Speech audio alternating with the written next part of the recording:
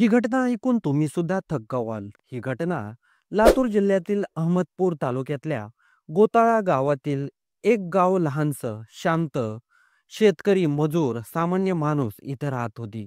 पण 28 ऑगस्टच्या दुपारी या गावात जे घडलं त्याने केवळ गावच नाही तर संपूर्ण जिल्हा हादरून गेला.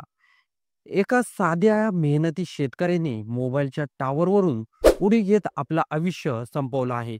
त्याचं नाव होतं शंकर बाबूराव माटे. वय होतं फक्त 45 वर्ष. घरात पत्नी, मुलं, कुटुंब सगळ्यांची जबाबदारी अंगावर.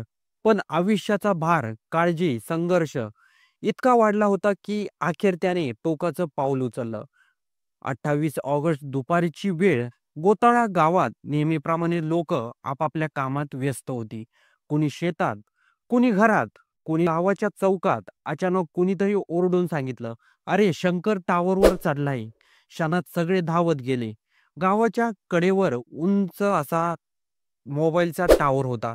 40-50 फूट उंचीचा. तिथे शंकर हळूहळू वर चढत होता. लोक थांबून बघत होती. कोणाच्या लक्षात येत नव्हतं की तो नेमकं काय करतोय. पण जसा-जसा तो वर चढू लागला, तसा-तसा लोकांच्या मनात काळजी वाढू लागली होती. "अरे शंकर, काय करतोयस? खाली उतर.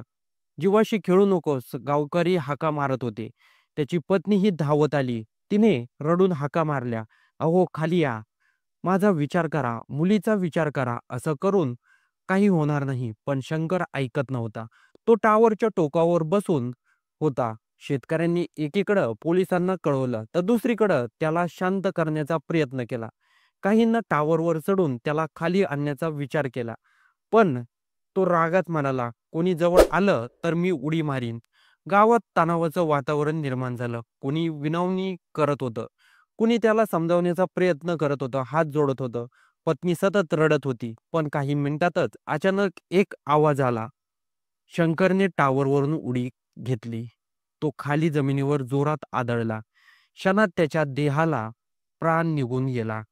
गावाभर किंकाळ्या फुटल्या. पत्नीनं धावत जाऊन त्याला मिठी मारली, पण तो आधीच गेला होता. ज्या डोळ्यांनी घराची स्वप्न विणली होती, त्याच डोळ्यासमोर पत्नीनं आयुष्य संपवलं. त्या क्षणी पत्नीच्या तोंडून फक्त एकच टोह बाहेर पडला, "अहो, असं का केलत माझं? आम्हाला सोडून का गेलात?" गावातील बायकांनी तिला धरून ठेवण्याचा प्रयत्न केला, पण तिचं दुःख आवरण्यासारखं नव्हतं. मुलं घाबरली होती. गावकरी निशब्द झाले होते. कोणालाही विश्वास बसत नव्हता. काही मिनिटापूर्वी सगळ्यांशी बोलणारा शंकर आता कायमचा गेला आहे. शंकर माटे साधा प्रामाणिक शेतकरी. शेत म्हणजे त्याचं आयुष्य. 3 महिन्यापूर्वी तो शेतात भुईमूग काढत होता. अचानक वीज कडाची पडली.